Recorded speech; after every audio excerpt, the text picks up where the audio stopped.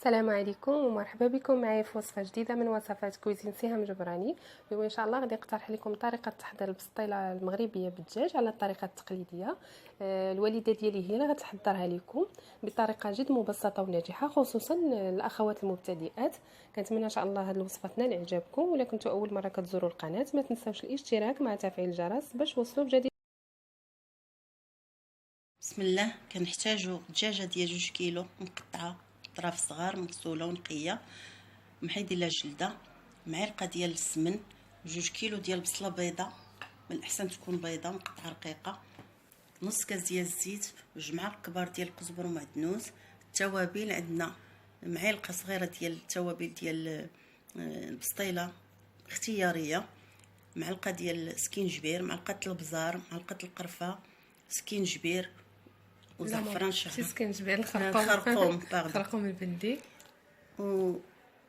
وزعفران شعره. كنديروا البصل،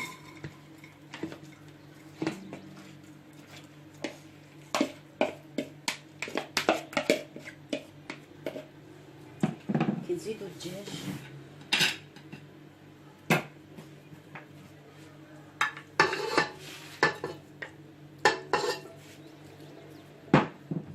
من بعد السمن، كزبر ومعدنوس، مثلك التوابل، الزيت. كديري كلشي دفعه واحده. كلشي، والتوابل مليحه.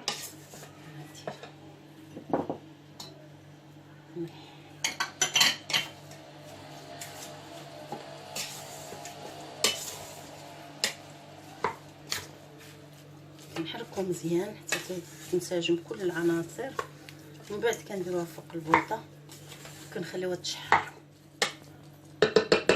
كنزيدو كاس ديال الماء كبير، تقلات ماما هادشي تقلى. تقلى كلشي مزيان تشرب. كنزيد وكنسدو الكوكوط ديالنا. شحال كنخليوها طيب؟ كنخليو واحد ربع ساعه حيت الدجاج رومي دغيا كيطيب. كنحيدو الدجاج وكنخليو البصيله تعسل مزيان، وعاد نزيدو عليها البيض ان شاء الله. لينا الدجاج كما كتشوفوا كنزولوه من البصله، كنفرتوه بحال هكا وكنشدو البصله كنعملوها هنا وكنزيدو عليها شويه القرفه والسكر وكنخليوها تعسل مزيان، ونزيدو عليها 8 البيضات. زيدي دابا ماما السكر. نزيدو دابا السكر حسب اللي بغيتو ولا العسل.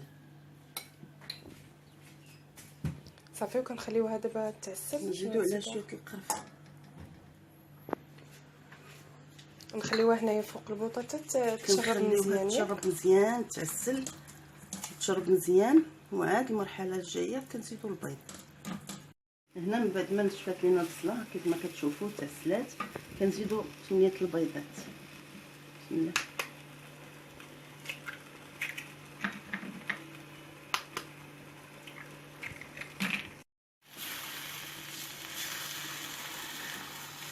كتخلطي كلشي ماما ياك؟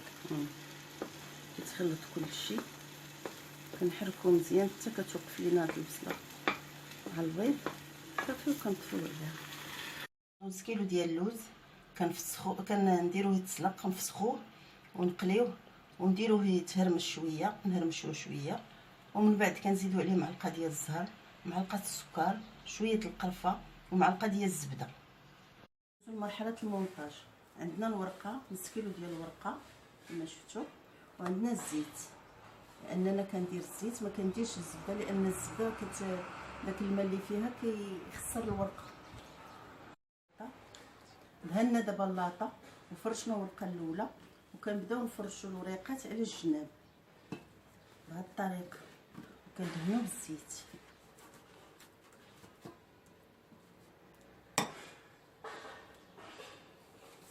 الورقه ماما ضروري نغطيوها ياك باش ما تنشفش.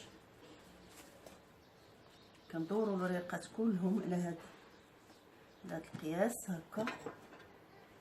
كندهنوا دائما بالزبده بالزيت باردون. من بعد ما فرشنا الوريقات كنحطوا البصله ديالنا اللي مع البيض مقلوله، وكنسرحوها على جميع الورقه كلها.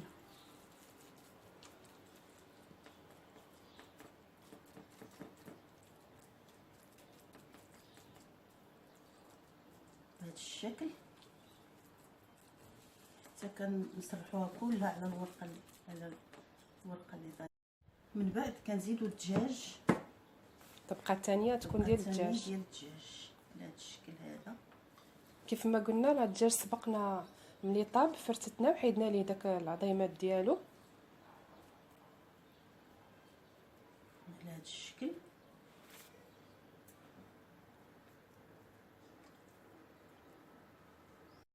من بعد كنزيدو اللوز ديالنا على هذه الطريقه هكا. هو الاخر اللوز كيكون في الطبقه الاخرى. هو الاخر اللوز بطبيعه الحال راه مسلوق ومقشر ومقلي، وضافت ليه شويه ديال القرفه والماء الزهر والسكر وشويه ديال الزبده. كنغطيو بواحد الورقه بحدا على هذا الشكل هكا. كنغطيو وكنديروا ليها الزيت، كدهنوها مزيان بالزيت باش تجي مقرمشه. ماما كدير غير الزيت، ما كدهنهاش بالزبده، ولكن راه كتجي هشيشه ديك الورقه، كتجي هشيشه من الداخل ومن برا. ومن بعد كنبداو نردو هاد الوراق هكا على البسطيله هكا على ديك الورقه اللي لوينه.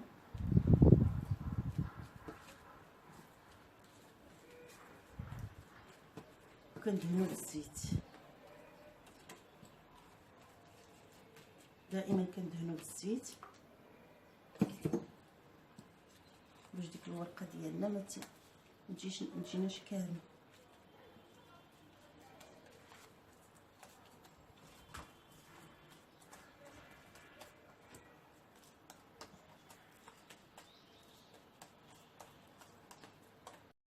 كنبداو نديرو ورقه هكا على هذا الشكل، وكنبداو نخشيوها تحت الورقه تحت البسطيله هكا بحال كتلمطي فيها. كتلمطيها هكا.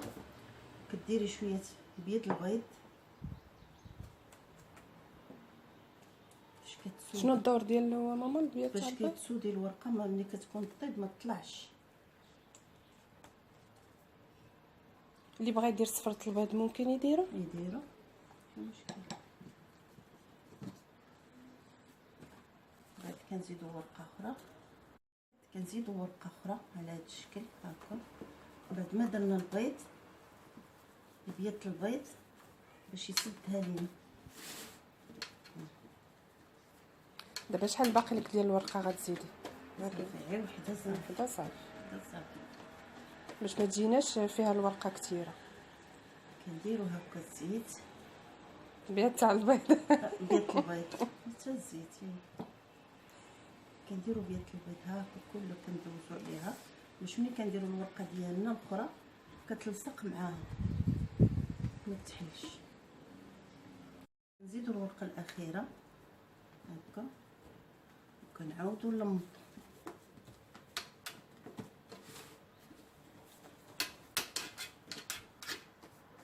هنا من بعد ماما ما كملت التزيين ديال البسطيله دارته على هذا الشكل. المهم التزيين كيبقى حسب الرغبه، وعاود دهنتها بالزيت مزيان. ممكن ديروا هنايا صفر ديال البيض، المهم لكم الاختيار، يا اما دهنوها بالزبده مخلطه مع الزيت اولا الزيت بوحدو، او دهنوها بالصفر ديال البيض. وغادي ندقوها هكذا شويه، نتقبوها بالكوردون وندخلوها الفران ان شاء الله حتى طيب، ونتلاقاو ان شاء الله في الطبق ديال التقديم. وهذا هو الشكل النهائي ديال البسطيله ديالنا من بعد ما خرجت من الفران. كيف ما كتشوفوا معايا كيجي الوجه ديالها هكذا محمر. دهناتها الوالده ديالي بشويه ديال العسل ورشاتها باللوز هكذا مهرمش مخلط مع شويه ديال القرفه والسكر. نتمنى ان شاء الله هاد الوصفه تجربوها وتنال اعجابكم ودعيو مع الوالده ديالي والوالد بالشفاء ان شاء الله. الله يخلي لكم الامهات ديالكم. وإلا بغيتوا المزيد من الوصفات زوروا موقع القناه www.cuisinesiham.com. شكرا بزاف على حسن المتابعه، وما تنساوش كذلك الا عجبتكم هذا الفيديو تشاركوها مع الاهل والاصدقاء. والى فيديو قادم بحول الله. السلام عليكم.